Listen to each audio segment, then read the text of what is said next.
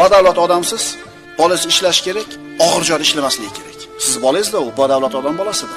Endi qo'lingizda ishlaydigan bir ishchi bola bor, u yetim, kambag'al, uni ayash hojati yo'q. Bu ishlaversin.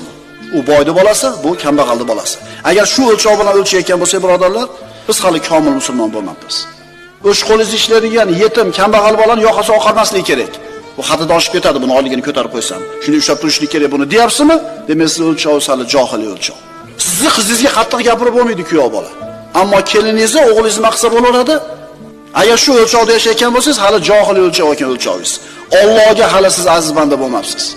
Dini, xulqi joyida bo'lgan, amali chiroyli bo'lgan bir yigitdan qizingizga sovchi keldi. Qizingizni bermaysiz. Nimaga? Qo'li kalta ulardi. Agar shu tushuncha bilan qizini bermayotgan bo'lsa, bu otani o'lchovi johiliy ekan. Boshqa sabab ko'rsat. Boshqa sababni ko'rsat, boshqa shaharda, lekin puli yo'qligini sabab qilma, birodar.